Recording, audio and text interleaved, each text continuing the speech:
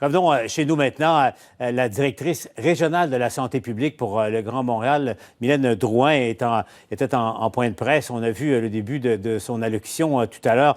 Questionner là-dessus à l'égard de la date du 25 mai comme déconfinement, en fait, de réouverture des commerces et également des écoles primaires. On sait que ça a été reporté au 25 mai. Compte tenu de la situation, de l'état de la pandémie en ce moment, Montréal est très problématique. Vous le savez, le Dr Drouin a été interrogé. Que pense-t-elle de cette date du 25 mai là, pour rouvrir les écoles primaires et les commerces? Voyons sa réponse. Est-ce que c'est encore réaliste, selon vous, de penser qu'on va rouvrir les écoles et les commerces à partir du 25 mai à Montréal?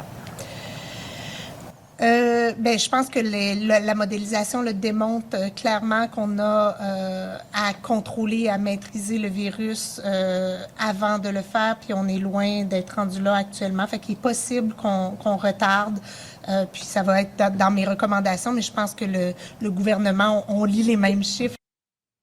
Donc, possible qu'on retarde encore l'ouverture des commerces et des écoles dans le Grand Montréal. Maintenant, une des clés pour peut-être gérer cette pandémie, c'est la traçabilité. Je vous présente, vous le connaissez sans doute, Joshua Bengio, qui est directeur scientifique de MILA. Ça, c'est l'Institut québécois d'intelligence artificielle. Merci beaucoup, M. Bengio, d'être avec nous encore une fois du côté de LCN, parce que ici, vous et votre groupe mettez au point justement une application de M. Bengio, là, qui a été louée d'ailleurs par l'UNESCO au cours des derniers jours. Donc, pour nous permettre à nous, simples citoyens, au fond, de savoir si on a été ou si on est exposé à quelqu'un que la COVID. Dr Bengio, première petite question avant d'aller sur le modus operandi de votre application. Je sais que c'est prêt depuis un bon moment. Avez-vous l'autorisation des gouvernements? Les gouvernements sont très intéressés, mais sont aussi très prudents. Donc, je peux comprendre. Et c'est aussi important qu'il y ait un débat, qu'on réfléchisse aux enjeux sociaux, éthiques, de vie privée, de où est-ce que les données vont être, qui va avoir le contrôle dessus. Donc, je pense que c'est bien aussi. Mais en ce qui me concerne aussi, le plus tôt on est capable de mettre ce genre d'application entre les mains des citoyens et de créer un engouement pour qu'une majorité d'entre eux utilisent ça.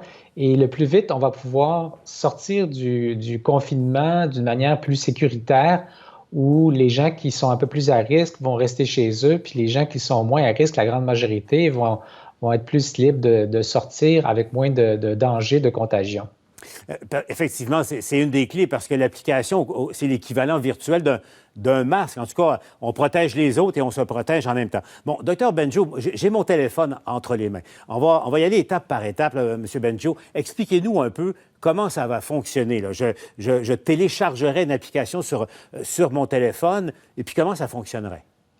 Donc, l'application va enregistrer quand vous êtes proche de quelqu'un d'autre et qui a aussi l'application, qu'il y a une certaine proximité, il va enregistrer ces contacts-là d'une manière anonyme et va permettre, après que ces téléphones aient échangé des codes secrets, que l'information sur le risque, le degré de contagion d'une personne puisse se rendre à votre téléphone à l'intérieur d'un calcul qui prend en compte toutes les rencontres que vous avez faites, les symptômes que vous avez pu avoir, potentiellement, évidemment, si vous avez des résultats de tests positifs, les conditions médicales que vous avez pour calculer une probabilité que vous êtes infecté, que vous pourriez être contagieux pour les autres. Puis en fonction de ça, en fonction de là où vous êtes, de vos conditions, on va vous donner des recommandations qui viennent de la santé publique qui vont faire en sorte que les gens peuvent être avertis avant même d'avoir des symptômes, qu'il faut qu'ils fassent un peu plus attention. Vous savez, aujourd'hui, les gens qui ont des symptômes, en grande majorité, vont s'isoler plus. Donc là, il y a un effet de protection. Mais avant d'avoir des symptômes, les gens ne le savent pas, puis ils vont continuer leur vie ordinaire, surtout en déconfinement, puis c'est là que les contagions arrivent.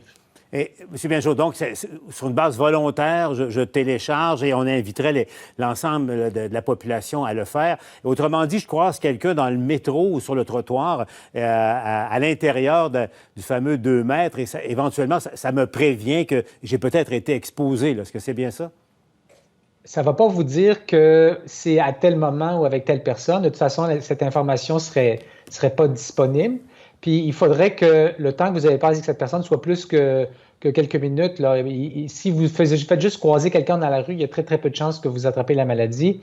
Mais si on passe du temps avec une personne, c'est là que proche, c'est là que les risques de contagion sont les plus élevés. Mhm. Puis, ce qui est compliqué, c'est que c'est pas suffisant non plus d'avoir passé proche du temps d'une personne. Il y a de l'incertitude. On ne peut pas être sûr que parce que vous êtes proche d'une personne, vous allez avoir la maladie. Donc, mais il faut tenir compte de toutes ces incertitudes-là pour arriver avec une recommandation qui intègre toutes ces informations. Puis c'est là que l'intelligence artificielle est essentielle, puis permet d'obtenir un signal plus tôt que les méthodes de dépistage qui n'utilisent pas l'intelligence artificielle. Et c'est là que l'application est très intéressante là, pour tout le monde individuellement. Mais M. Benjo, évidemment, là, qui dit application généralisée comme ça, vous souleviez la question de la protection de nos données personnelles, de la vie privée. Là, je sais que vous avez prévu dans votre concept là, qu'il n'y ait pas d'échange d'informations, mais est-ce qu'il n'y a pas un risque? Là? Les données des clients de Desjardins ont été volées par un esprit mal tourné. Qu'est-ce qui nous dit qu'un esprit mal tourné ne pourra pas justement détourner votre belle idée et tourner ça en cauchemar? Donc, déjà, un élément important, c'est que les informations les plus sensibles, genre qui vous avez rencontré quand, ce réseau de contacts, vos trajectoires, vos déplacements, ne seront jamais communiquées à personne. Elles vont rester sur les téléphones. Donc, c'est ce qu'on appelle un système décentralisé.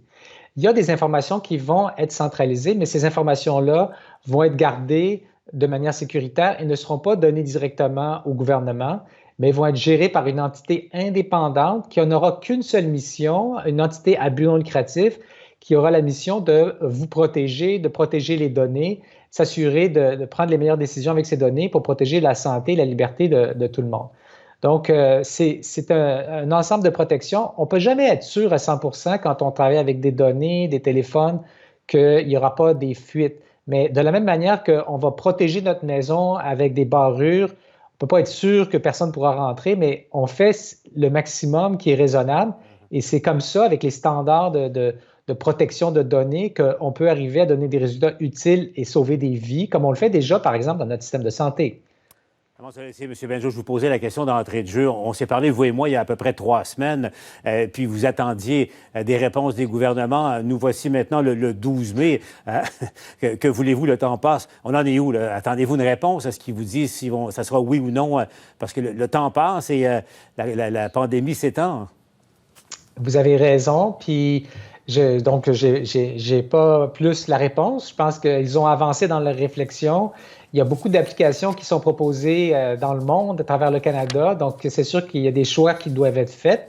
Puis, en même temps, je pense que c'est une opportunité. Le côté positif de la chose, c'est que ça nous permet de prendre le temps d'avoir un débat, une discussion, de réfléchir aux enjeux, parce qu'il va falloir que les gens comprennent ce qu'il s'agit. On ne va pas leur imposer quoi que ce soit. On est dans une démocratie où les gens doivent choisir d'agir civilement pour le bien collectif, pour qu'on se sauve les uns les autres. Mais les gens ont besoin de comprendre les enjeux de vie privée, comprendre les enjeux de dignité, comprendre les enjeux sociaux, les possibles discriminations qui pourraient avoir lieu, parce qu'il pourrait y avoir des dérapages. C'est important qu'on mette des balises, des normes sociales qui fassent en sorte que ce ne serait pas utilisé, par exemple, pour empêcher les gens d'aller travailler ou de rentrer dans des magasins ou des choses comme ça. Puis ça, ce n'est pas nécessairement une question technologique, mais c'est une question d'encadrement social et légal. Oui, c'est ça. Et le risque est là, au fond. Là. Vous suggérez une tierce partie, une sorte d'entité de sage là, ça serait le gardien de ça. Est-ce qu'il pourrait y avoir une date de péremption également, là, une fois pour éviter les risques, justement, une fois que la pandémie est terminée, et c'est ce qu'on se souhaite tous le plus rapidement possible, bien, c'est terminé, l'application meurt d'elle-même. Là. Absolument. C'est ce que le commissaire à la vie privée au niveau fédéral, puis la commission d'accès à l'information au niveau québécois recommande. Donc, il y a une série de recommandations et l'une d'elles, vous l'avez nommé, c'est important, c'est que les données disparaissent automatiquement après un certain temps. Évidemment, si la pandémie est terminée, mais aussi après une durée limitée. Alors, nous, dans notre application, c'est 3 mois. Et aussi, si la personne désire que ces données soient détruites, il y aura un gros bouton rouge quelque part qui va faire en sorte que ça va envoyer un message qui va effacer ces données. Et aussi, les téléphones eux-mêmes ont une espèce de mécanisme d'autodestruction là, quand on arrive au moment où la pandémie est terminée, pour être sûr que ça ne soit pas dévié de son but original. Ouais, parfait. Monsieur Benjo, proposition, dès que vous avez des nouvelles des gouvernements, prévenez-nous. Ça sera un plaisir de vous revoir en entrevue ici en direct à LCN. Merci, Monsieur Benjo, d'avoir été avec nous. Avec plaisir.